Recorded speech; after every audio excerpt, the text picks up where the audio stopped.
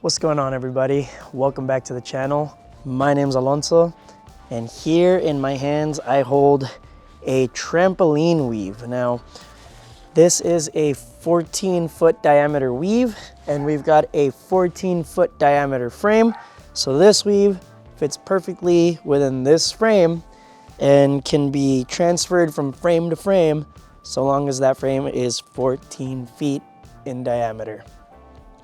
Today, I'm going to be showing you how easy it is to set up one of these inside of this frame and how you can do it yourself in under 15 minutes. Before we begin, I want to really quickly point out that there are different sizes of trampoline frames. I make all my nets in the 14-foot diameter range, so make sure that if you buy a net from me, you have a 14-foot diameter frame to go with it. So with that being said, let's hop right into it and let's get to learning how we set up one of these beautiful nets. So step one, I've actually already done, and that is going to be to set up your trampoline frame just like we have here. So the trampoline frame is all set up and ready to go. Now the next thing to do is to lay this out nice and flat within the space here, and I'm going to go ahead and do that real quick.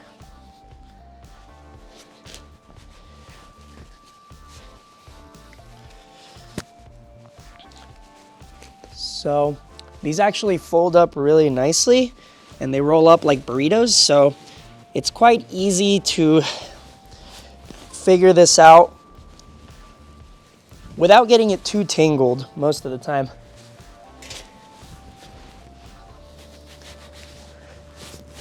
So as you can see here, I didn't really struggle to unfold it in any way, shape, or form.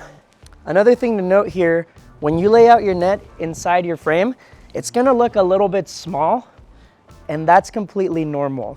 It simply shrunk a little bit because paracord has a lot of stretch that goes into it. So when you put all the tension into it, it's gonna stretch it out for you and give it that nice bouncy effect like a regular trampoline would have. So once we set this up, I'll show you just how bouncy this thing can get. The second and final step, once you've got everything laid out where you need to go, is to simply go around and start tensioning everything to the frame. And I'm going to show you two different styles of how you can do that. In the previous video, I stated you could use either webbing or some thin cord on your perimeter. And I'm going to show you both of the tie-offs and ways that you can fix those to your perimeter frame here. So let's start with the webbing. I'll first do it here on this camera and explain it. And then I will do it POV style with my phone and show you exactly what I'm doing and what tie-offs I'm doing for it and everything like that. So here, we've got a piece of webbing. It's about 6 feet long. Now you wanna make sure your ends are at least 6 feet. And the reason for that is because we're actually going to be creating some pulley systems with this. Now, I'll show you exactly what I'm talking about in just a little bit, but with the webbing, we're simply going to wrap it around the frame over and over again. And then what we're going to do, once we don't have a whole lot left, we're simply going to tie a little half hitch around itself in order so that it doesn't allow it to slip anywhere. And we're gonna do that with a bite here, so this is what it looks like when you're done. And the reason it looks like this is so you can pull on this end here and untie it. It's literally just a little half hitch that kind of went around itself, and that's going to make it really easy to undo this once we're done playing with our net for the day. Now, all we want to do is simply go to the opposite end of the net and do the same thing with the other side. So let's go ahead and do that. So I'm gonna hop right over here to the exact opposite end where I have another piece of webbing. I'm gonna tie this off and then I'm gonna record it close up so you can see exactly how I do this. So I'm just gonna pull this. Now, like I said, it's gonna look a little bit loose still, but that's because tension has to be taken from every single side before it becomes nice and taut like a trampoline. If you've ever set up a trampoline before, you'll know exactly what I'm talking about. The first few are really easy to install, and once you get less and less and less, they become really, really difficult. and hard to pull. Okay, so really quickly, I'm gonna cut this part out of the video and I'm gonna show you on my phone exactly what I'm doing. So quite simply stated, the webbing is fixed to the rope here, and we simply wrap it around and around and around. And when we've got just a little bit of tail, we make a little loop here, which becomes this part, go around the whole thing here, and then pass a bite, which is known as a fold in the webbing, through that loop, and that creates this really cool looking tie off here.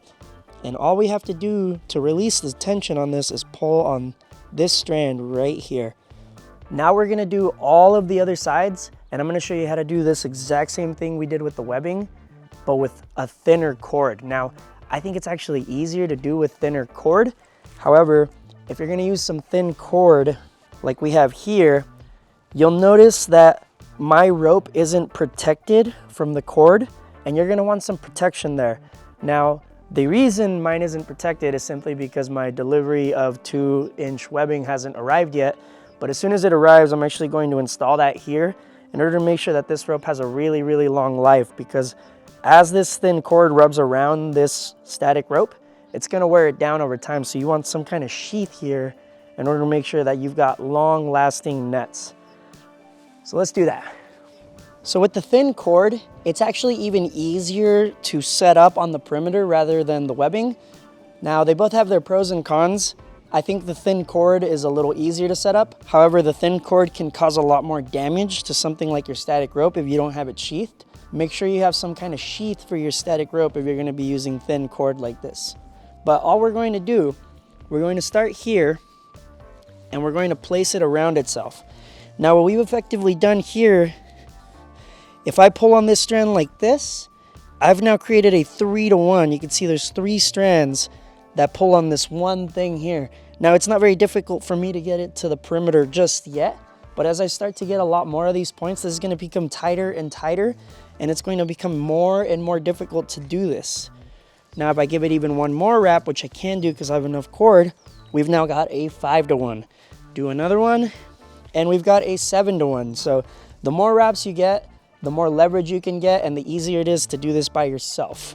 Now me personally, I typically need a 5-to-1 or sometimes even a 7-to-1 if I want to set this up by myself. Another thing to keep in mind is when you've tied this off, and I'm going to show you how to do that in just a little bit, but once you've tied this off, however many number of strands you have here is however much strength you have connecting your rope to the perimeter. Now keep in mind, each of these strands breaks at about 500 pounds.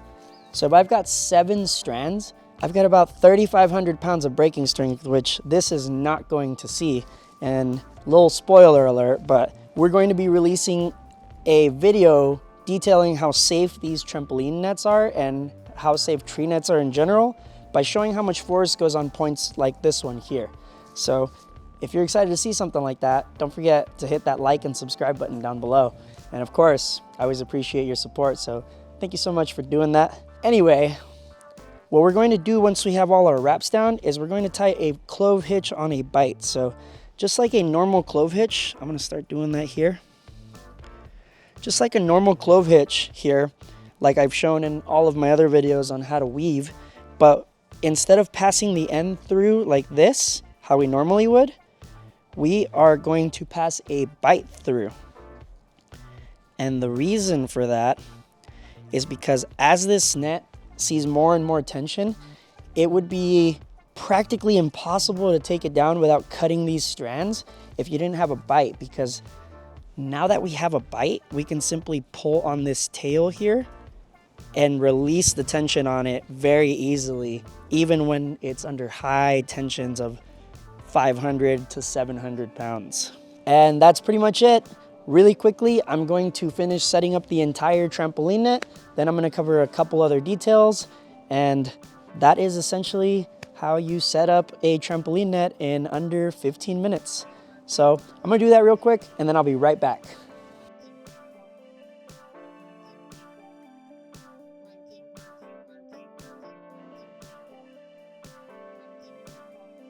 And that's how it's done.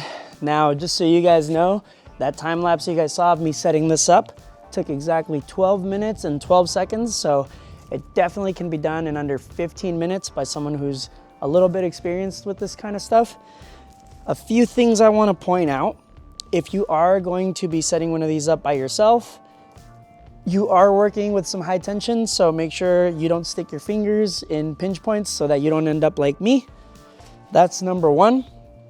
And number two, usually trampoline nets come in super vibrant, bright colors like this bright yellow that we have here. If you have a trampoline net and you make it with really bright neon colors, make sure you don't just leave it up all the time under the sun like we are now, because these colors will fade in about a year, 2 max, if you just leave them under the sun all the time. So make sure you put this away somewhere where it's not gonna see a ton of sunlight, or keep it under some shade.